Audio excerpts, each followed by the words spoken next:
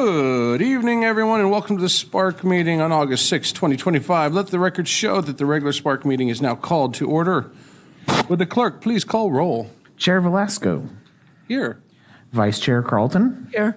Committee Member Fox. Here. Committee Member Markel.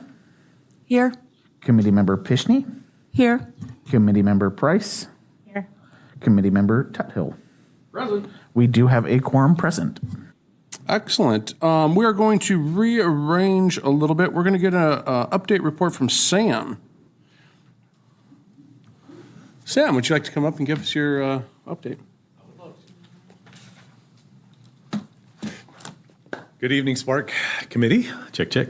Thank you for entertaining my request to go first. I do have a previous engagement that I must attend, so thank you. I want to give you a quick update about our parks, our maintenance, in-house maintenance program that is taken over starting July 1st. We inherited kind of a mess. The contractor, previous contractor, kind of short-staffed us a little bit when they discovered we were going to bring this in-house, and that with a lot of years of kind of slow neglect of plant material dying and stuff, we're uncovering a lot of things. So we are getting there. The improvements will be incremental. They're small, but they're happening every day. Our bathrooms are cleaned every day, sometimes multiple times a day. Our trash is emptied. The curb appeal is dialed in. We have a plan. We're replacing irrigation controllers. Most of them are in now. So those controllers will have flow meters. They detect high flows, meaning a break. So now we could immediately fix it. They'll detect low flows, like if a valve was shut off or if a nozzle is clogged. So our staff is, we're trying to just get everything acceptable, and then we will make more improvements as we go and train our staff how to operate those controllers and run them and do tests on them. Tests were never done, apparently, it looks like, because every time we turn on an irrigation system, there's breaks or sprinklers are shooting in the sky or whatever. So as we go through station by station, some are good, but there's a lot that were bad that we didn't even know about. So bear with us. The changes are happening and they're all positive. We as a city, we're always going to get complaints, and the complaints in our parks have been consistent and fair.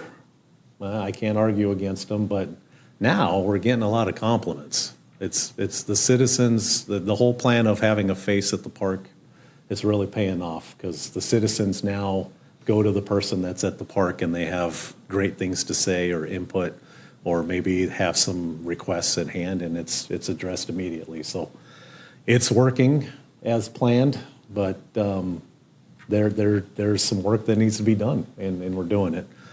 So that's our update. Bear with us. It's getting better every day. It's an increment. We're proud of our staff. We hired a great team, and we're getting them trained up, and they're doing great. Excellent. I have a question. I'll pass it on. Your staff, are they going to have a regular park that they're responsible for, or are they going to be on a rotation kind of thing? They have a regular park where they're there every day. Same Okay. park every day. We're looking at maybe 2 years.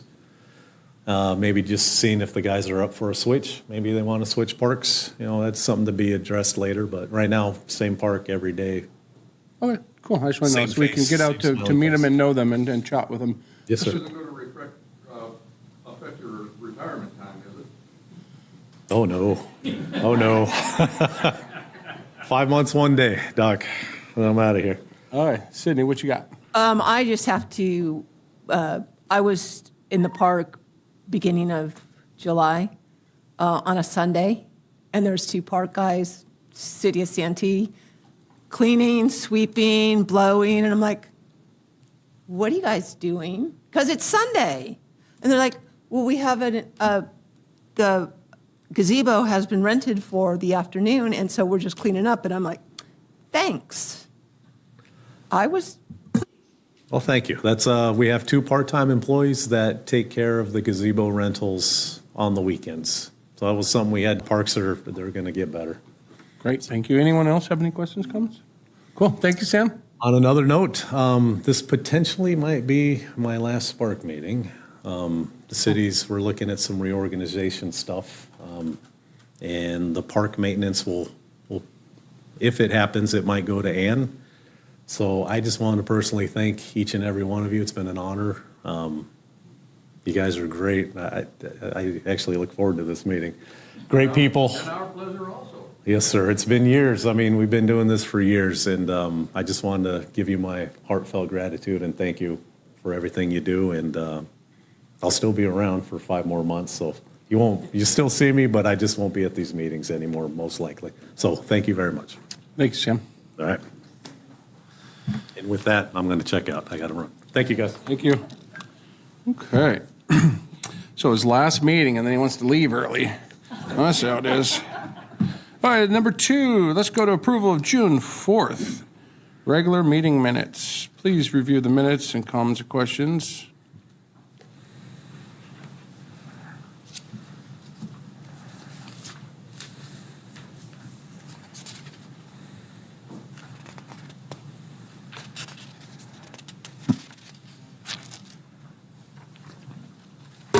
I would move to accept.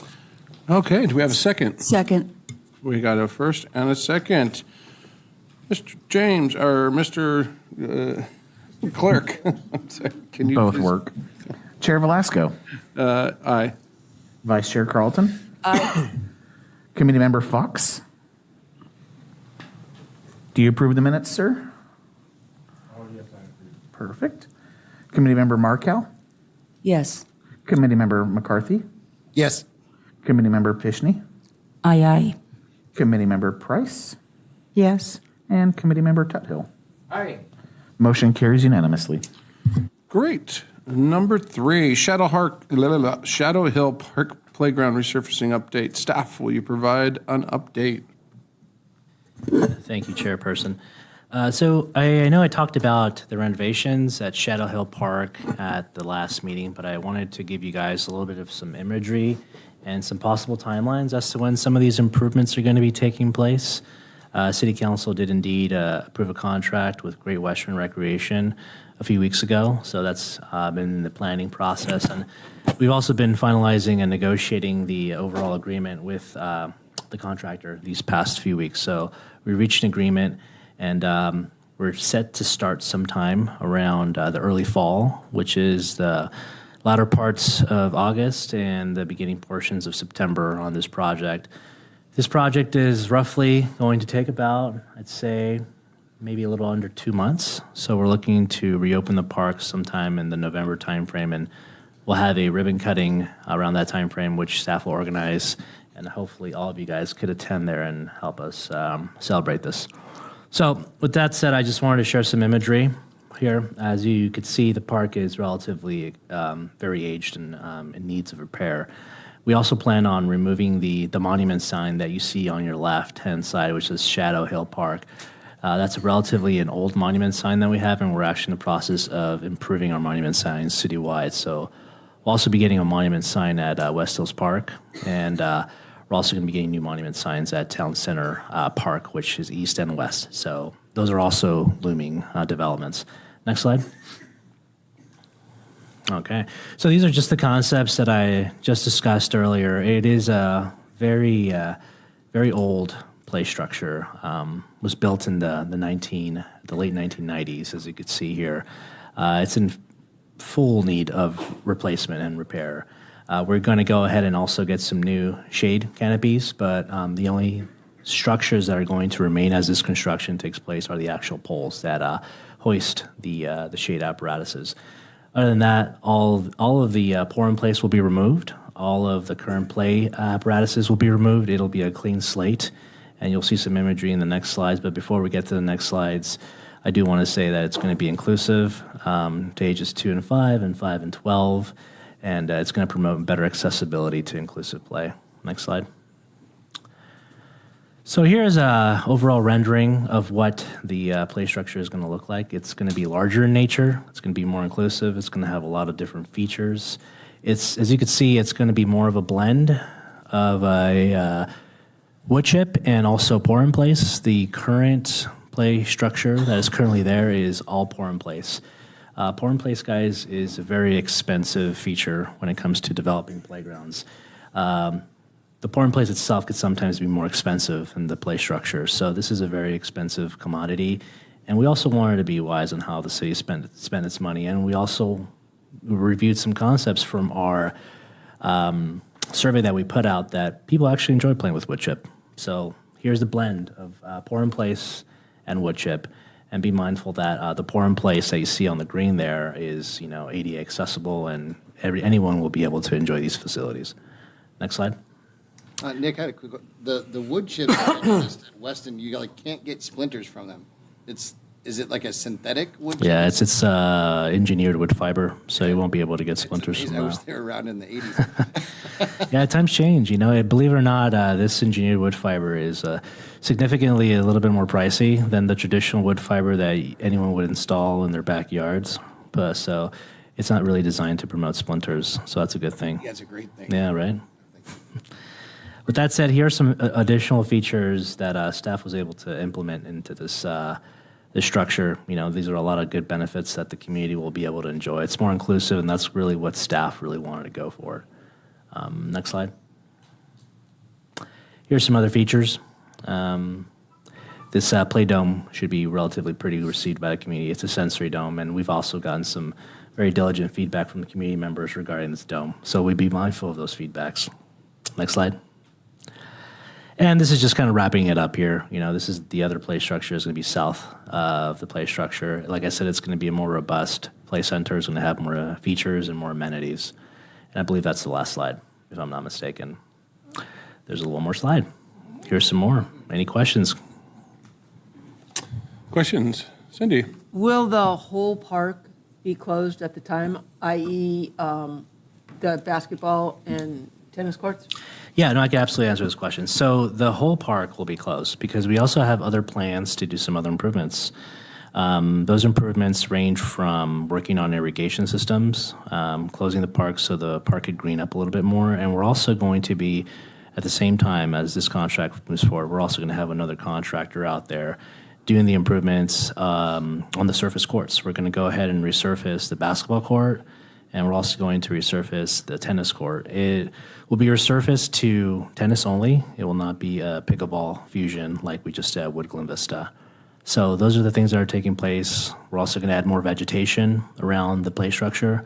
We're going to get the new monument sign like I stated. We're going to be getting new backboards and new rims for the basketball court. We're going to be improving the fencing because it's curled up right now. We're going to get some new fencing out there. We're going to plant more vegetation near the basketball area, so that should be received pretty well.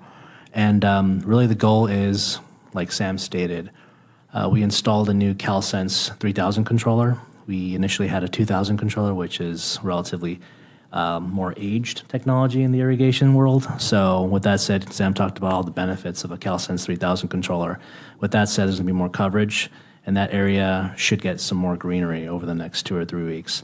I'm having our drone operator actually take some imagery of that park, a before and after, and I'm also having this individual do drone imagery of all of our parks because we're updating all of our irrigation systems citywide, and I really want to show the community the difference between the power of a CalSense 2000 versus a 3000. So there's going to be some seismic differences over the course of this next season.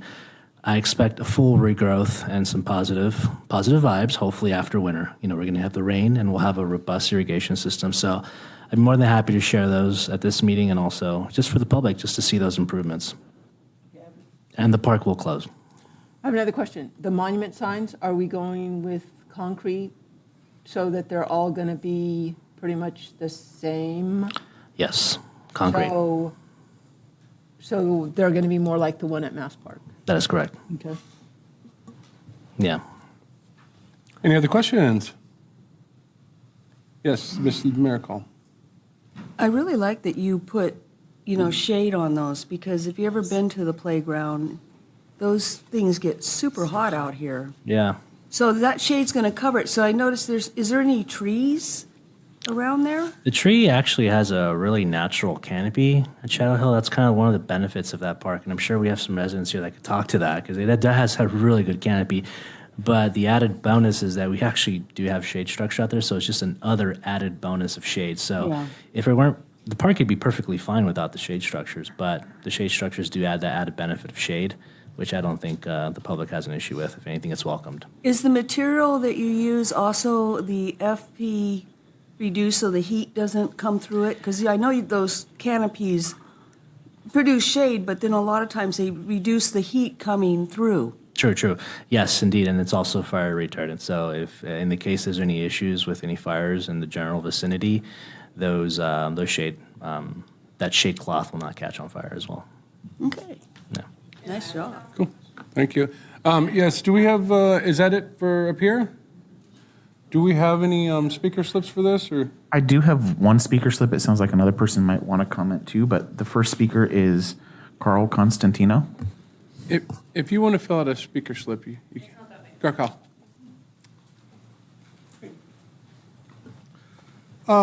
Couple quick questions and a comment. I got to walk the park with Nick and Ron, and I can't remember the other guy's name. But, and we walked through and explained everything that was going on, which was really great, and I just wanted to say I appreciated that. I also got to walk the park with Eric King, and he took my concerns regarding the trail, most of which is related to the irrigation issues.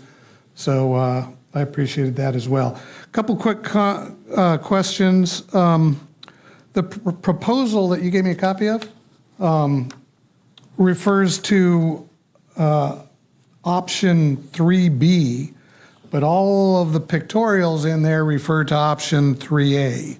Is there a difference? Thank you. Just really quick, I want to make sure I capture the essence of the chair, but typically for public comment, we don't typically engage. Yeah. I could engage if you like.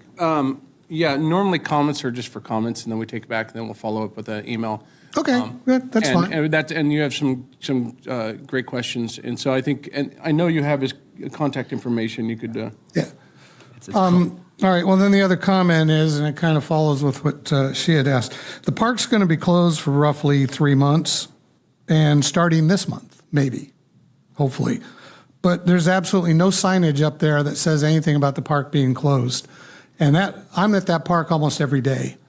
And nobody really knows that it's being renovated. Nobody really knows that it's going to be shut down. I would think that a sign, let me rephrase that. I would suggest that a sign be put up there explaining what's going on, so that people aren't planning like a birthday party or something like that, and they get up there and find the place fenced off.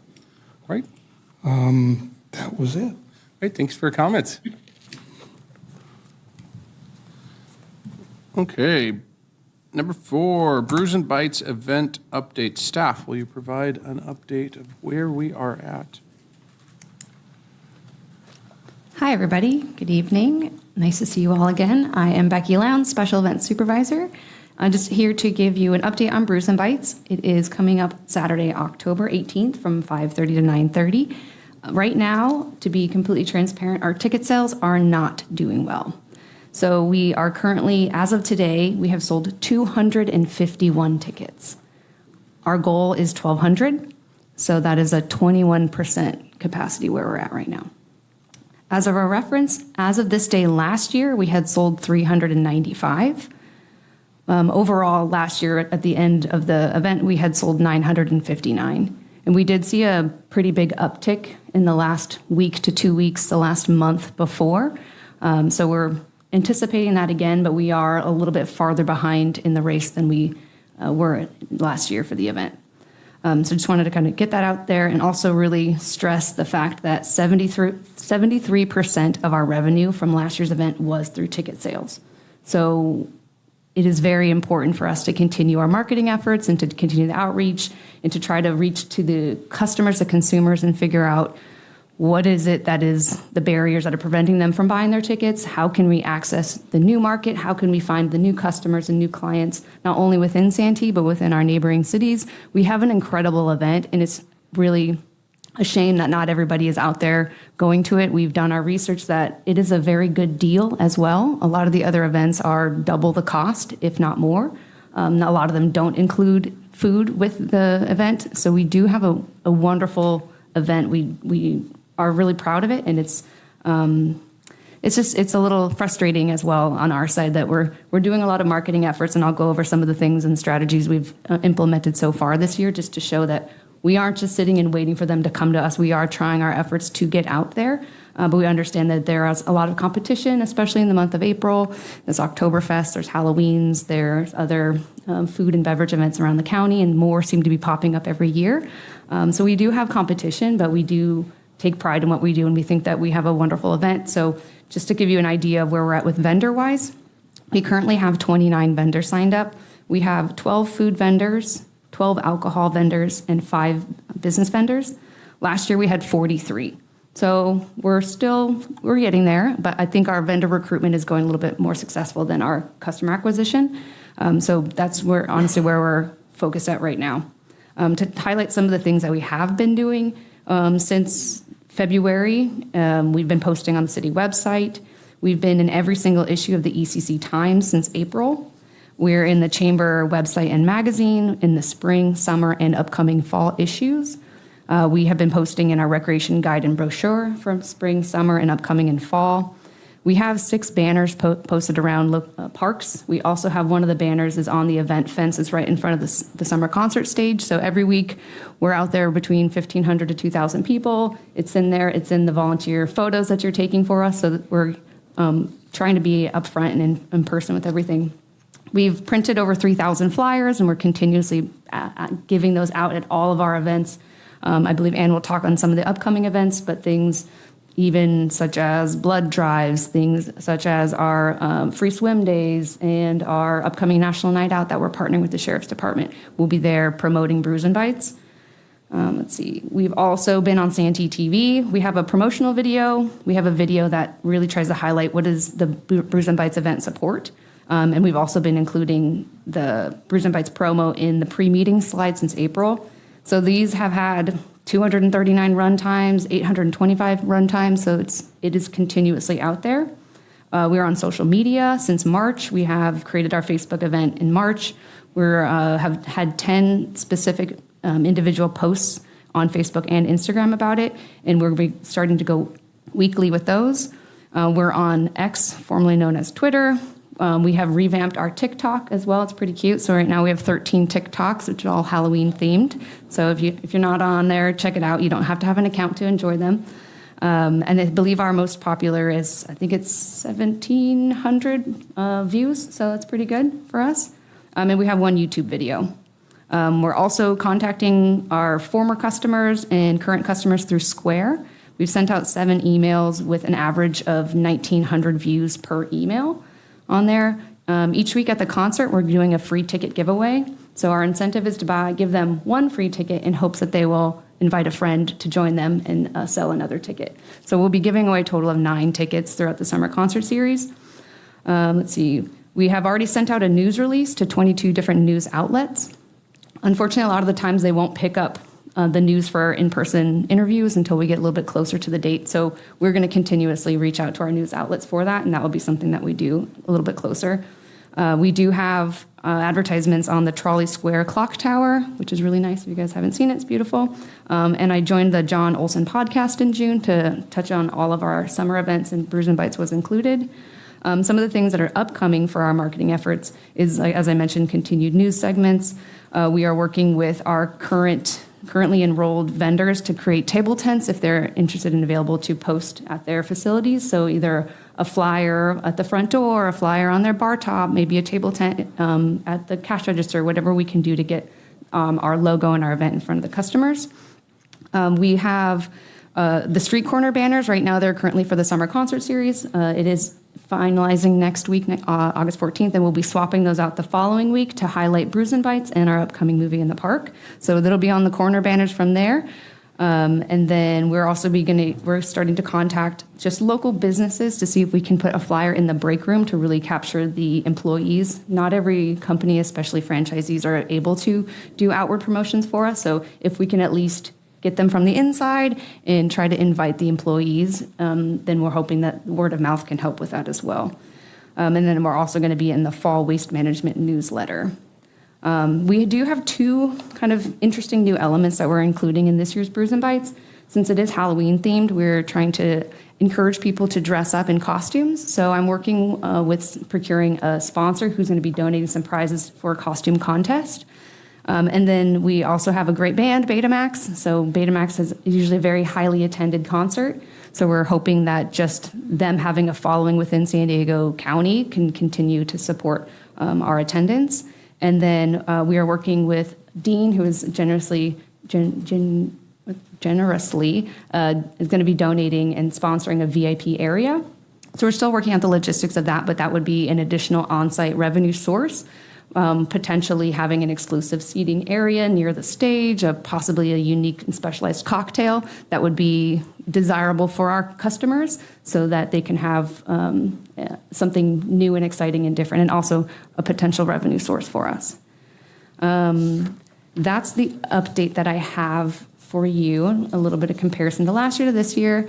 Even though we're a little bit behind, our heads are not down. We're still very motivated. We're eager. We're going to pull a great event off. We just are really hoping to continue the outreach and some support with the SPARC committee that can help us get back to those people who have not yet purchased their tickets. Does anybody have any questions? Yes, looks like Ryan has something down there. Do you Well, I have? was just saying that they took your advice after the last year's. I think you had said to do mocktails or something, so it was nice that she So- took your advice. And I did want to ask if you have any social media assets. I can post them on the Weston Facebook page, and then try to help. Yeah, and that goes with one of the comments that I wanted to talk. I want to do a call to arms with all of you folks. You all know this event. You've been going to it for many years. You used to buy 10 tickets to it, some of you. Get out there and when you're talking with your groups, your different lady groups, your different dog walking groups, your different bunco groups, tell them to buy tickets. We need to get our ticket sales up. And if we put a little bit of effort in, then we have a lot of visibility with a lot of folks in town. So please take that on yourself to get out there. And the next, hopefully the next month's meeting, we can say, hey, yeah, we had a big bump up in ticket sales. So let's get our ticket sales going. Anyone else have any questions, comments, concerns? Cool.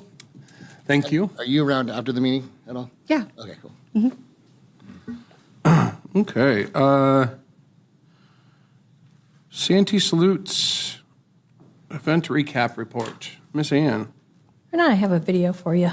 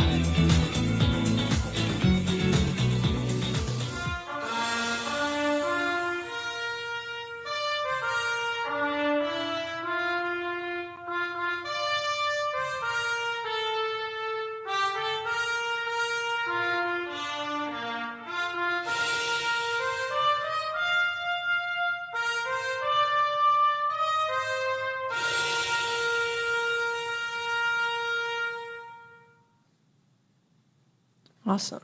So that shows you what we did on the 4th of July. Always a good time, always a great attendance. Next year is the 250th anniversary of the Declaration of Independence. And we may have some additional elements, maybe stuff, more stuff, or more specialty stuff. The rides were there this year. Unfortunately, we did not get approved. No, we did not. They came out as a contractor of ours, and did their own ticket sales. So we don't anticipate that might be an element in the future. Things have been revised. So just wanted to kind of let you know, although we have lots of other activities for people to enjoy. We had cornhole out there, as well as some youth games and some other interactive activities. So good times. And if I didn't see you there, I'll probably be there next year. Do you want me to just go into my report? Because I think that's the next thing on the agenda, unless you want me to stop, let you go, Nick, and then I can go? Okay, as long as I'm up here. Please do. Okay. Anyway, staff did phenomenal. Always a great time at Santee Salute. So I want to say thank you to special events staff, as well as the recreation staff, as well as public services who help support us. As Becky mentioned, we have completed 7 concerts so far. We have 2 more Thursdays. So one's tomorrow, and next week, this week is actually 80s All-Star, very popular band. And then next week is Jimmy Buffett. So Jimmy Buffett's music. So if you haven't been out yet this summer, it's time to come on out and enjoy a summer concert. We do have also another activity happening this Friday night. It's a free swim day Friday, which means that Santee residents are allowed to go to the Santee Aquatic Center, which is operated by the YMCA, and swim in their pool during any of their sessions and not have to pay entry fee. So that's been, we've offered it a few times this summer, and it's fairly popular. And after you do that, why don't you head over to National Night Out, which will be at Town Center Community Park East. National Night Out is a sponsored sheriff's activity. They have lots of interactive components focused on safety, as well as having youth types of activities you can participate in. They're at Town Center from 5 to 8 p.m. First time we're putting it in the park there. Also, one more thing on our agenda is September 20th, The Wizard of Oz, yes, the original one from 1945? 39, wow. We'll be playing at Movie in the Park. Starts at about 4 o'clock. We have a lot of youth activities, and then movie starts at sunset. So that's September 20th.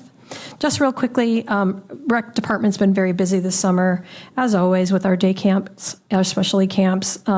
We wrap up in about another week and a half, and we've been on numerous field trips and had numerous fun presentations. If you want to know more, you can let me know. We have 20 junior leaders, and they've been really helpful this summer with our operations. So we always kind of homegrown our staff, and we hope that some of them eventually become part-time staff in the future. So has been a really successful summer. Our new fall brochure is out. It's in front of you. Just came out hot off the presses today. The brochure will now be an interactive brochure online. So you, instead of seeing a flippy page of a full guide, you'll be able to interact with the brochure, click on things that will lead you directly to registration, as well as directly to website pages about a variety of other things. So a little bit changing this fall, so you'll see that on our website soon.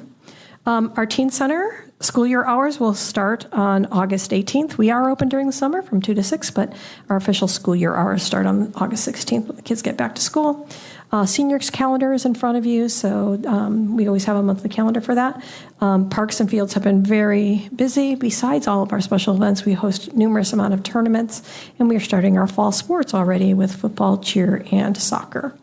You may have seen on social media that we now have 2 public access AED boxes in Town Center Park East and Big Rock. It's a pilot program to see how well they are maintained and how well they're received by the public. What happens is that if you have a need for that, you call 911. It activates the emergency services and also gives you a code so that you can access the AED immediately. So it's there's 2. You'll see them, big yellow boxes, and we're hoping that those will be a great resource at those 2 parks. We'll see how that goes. So they've been out there a couple weeks right now. We do have other AEDs, but they're based in snack bars at some of our other parks. If you need more information about anything, SanteeRec.com and SanteeSpecialEvents.com. Any questions? Questions? Nope. Thank you, Ann. All right, Nick, what you got for us? Thank you. Thanks, Ann, for talking about those ADs, actually. Just for a preface for everyone, this 80 program is kind of a new of its kind. I believe there's only a few other municipalities that are doing it in the state of California. We just like to take calculated risks. We want to serve our community better. We want to make sure we have these pieces of equipment out there so they could perform and save lives. So that's kind of the ethos behind that. With that said, I want to talk about a few things. Sam alluded to it during his presentation, but there is a little bit of a department reorganization that's going to be taking place in the coming weeks. This is something that was supported by our esteemed city council. Our department, my department, which is the community services department, is split up into two different divisions.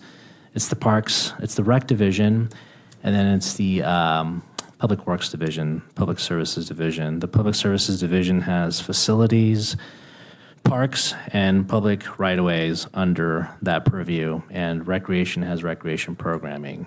There's also subsidiary wings of waste, recycling. Right now, currently, the fire department currently oversees the fleet division for the city, the entire city. We have acquired significant fleet over the past 5 or 6 years. And right now, I think the wisest call, the fire department is doing a phenomenal job running the fleet division. But the fleet division, typically by nature, and in a lot of different other municipalities, lands in the public works department. So with that said, we've made a decision to move fleet over to the community services department to fall under public works department, public works division. With that said, you can see there's a little bit of an imbalance at the public works yard. Now we're going to have fleet, parks, obviously public works right away and facilities. So on that concept, we are removing the concept of parks from the public works division and moving it over to the recreation division, which means all the new employees that were recently hired for all the park maintenance are going to go under Ann. And also the supervisor will now report to Ann. And also the irrigation specialist will also report to that department. So we are shuffling things just to right fit the department. It makes sense, and we're going to be going through that transition once we hire the appropriate staff member to oversee the fleet division. So I just want to let everyone know some of the changes that are taking place as to why Sam alluded that he may not be coming to these meetings, but I suspect he may be coming to one more. With that said, I just want to lay that preface for everyone so no one's surprised. And I'm sure some of you guys, tune in to watch our council meetings. I'm sure, Dean, I see him at our council meetings all the time, so he obviously knows about this. But I want to make sure all of you knew about that as well. Something that's coming in the horizon, we submitted a grant to the San Diego River Conservancy. I'm sure everyone's familiar with the concept of lodgepole fencing. It's wooden fencing. It's something that was very popular in the 90s, the early 2000s. It really exuded the vibe of nature, trail systems. I'm sure you guys are familiar with how a lodgepole fence looks. It's essentially all the fencing that we have that circulates the premise of Town Center Community Park East and West, and you also see it at Walker Trails. But little do people know, it looks amazing and it gives a very nature and a very enticing vibe, but it's also a massive maintenance hurdle. These things are now resistant to fires. They bend over time. They lose coloring. They get vandalized on a very frequent occasion. I'm seeing some nods in the public. With that said, we have put in a proposal to request funds for corten fencing, which is metallized, corrugated metal for us to essentially put out in our park system. We made a request to Forester Creek and to Mass Park West.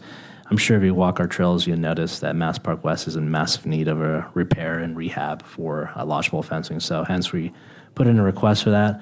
It was something that was supported from the Conservancy, and we'll see how it goes through the process. So I'll keep you guys updated on that. Furthermore, talked about the reorganization. A topic that doesn't really come up here a lot at SPARC, but it's mindful that you all know. I talked about homelessness probably about 5 or 6 meetings ago, and it's a topic that's probably pretty near to this committee because for some point, there was a significant amount of homelessness in the San Diego River. San Diego River is a massive asset to the city. It's a beautiful place. We want to preserve better water quality, and we want to make sure the habitat thrives in that river. For that said, about approximately 1 year ago, around this time frame, we had an excess of over 120 individuals that were in the riverbed. That number has since decreased according to staff projections to about 95% reduction. So we have significantly less people in the riverbed, and that's due to our abatement and outreach program that we have with the city that we currently run under the Community Services Department. So we are now getting to the point where we're having difficulties finding encampments to abate. We want to be mindful, we want to be diligent, and we understand these are human beings that we want to provide the support. So we also, as part of this abatement process, we offer services to these individuals and provide them avenues for housing or better services here in the county. So I want this committee to know that we do everything possible to try to provide these individuals with support that's needed, and then if they don't want support, then we abate, because we do have an ordinance, and the focus here is to promote better quality in the river. But at the same time, you can't be in the river. You need to go possibly get some services, because we want to have better water quality and we want to promote better habitat in the river. So I just want to let you guys all know that homelessness, as it relates to the San Diego River, has reduced seismically over this past year. Very cool. Thank you for the update. Any comments, questions? Okay. Community updates, reports, general announcements. Anyone have anything cool that, I want to talk about the concerts. If you haven't been out to them, I know I've seen some of your faces out there every week about, concerts are amazing this year. And I just wanted to give a shout out to the staff with the, looking at the bands, looking at our, demographics, and it's just been great. I mean, to start off the year with the Taylor Swift band, I'm positive Cassie B cost more when she comes out looking like Taylor Swift and changes 15 times. But it was amazing, and the kiddos loved it. And so far this year's just been amazing. I'm looking forward to the last two. It's been a fun ride. So if you haven't been out to concerts, you have 2 Thursdays, tomorrow and next week. And I encourage you to dress up in the 80s. I know some of you are from before the 80s, but I'm sure you have some fluorescent stuff in your back of your closet. But anyways, thank you, staff, for putting on an amazing concert series. I know it's just about to wrap up. It's kind of a bummer. It's a cool Thursday night thing. And I know we were initially concerned when a neighboring city shook up the snow globe and put their nights on the same nights as us, but it hasn't affected us. We still have folks coming out there. People really enjoy it. And it's cool to see all of the families having a good time. So. With that, non-agenda public comment. Do we have any? No, sir. Okay. With no further business, this meeting is now adjourned. Thank you all. We'll see you next month.